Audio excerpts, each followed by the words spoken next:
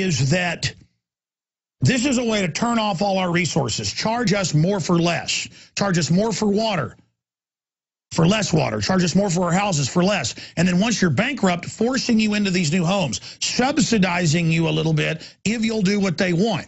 They've set up an Agenda 21 neighborhood at the old airport here in Austin, subsidizing people if they'll get into this system. Then they roll it out and force everyone onto it. Home inspections, banning gardens.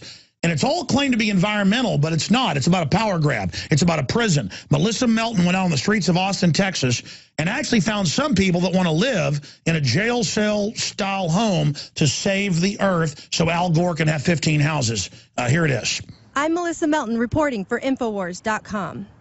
As Agenda 21, the United Nations plan to take control of the world from the local level up, grows across America under the guise of the Green Movement, our national sovereignty, our personal freedom, and our very way of life is under attack. What is Agenda 21 for new listeners? Why is it important? And what are the new big developments? I mean, is it safe to say the battle is joined right now, Rosa? For people who don't know what Agenda 21 is, it's not what is Agenda 21, it's almost what isn't. It is the blueprint, it is the action plan to inventory and control all land, all water, all plants, all minerals, all construction, all animals, all means of production, all energy, all information, and all human beings in the world.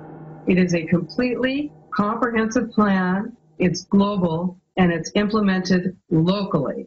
Agenda 21 highlights include the destruction of the family unit in the name of sustainable development, with people being forced to live in tight, compact cities and high-rise stack-em-and-pack-em apartments no bigger than this 16 by 16-foot space.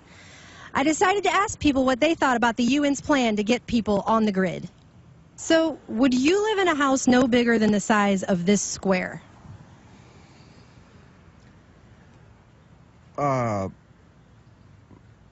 It feels like a jail cell. No way.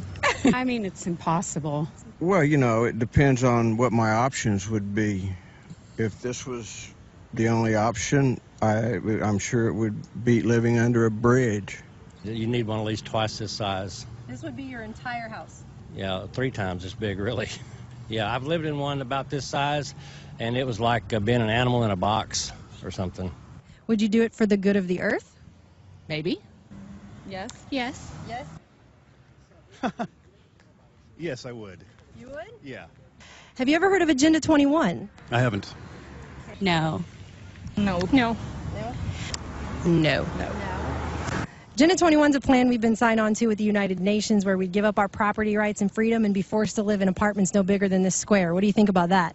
I think that's terrible. It sounds kind of like Chinese foreign policy or interior policy regarding their house and how they're controlling all aspects of your life. I don't think it sounds fair. Oh, wow. This map, entitled Simulated Reserve and Corridor System to Protect Biodiversity, illustrates how the UN's Agenda 21 plan would work in the United States. Under this takeover, all personal property rights would cease to exist. The red zone, the map's majority, will be mandated for little to no human use. The yellow zones are buffer zones for highly regulated use.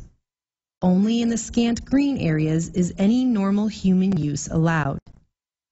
The black dots are the dense megacities, where transportation will be tightly controlled, freedom will be restricted, and people will be packed in like sardines, living in tiny 275 square foot units amounting to little more than jail cells. Great.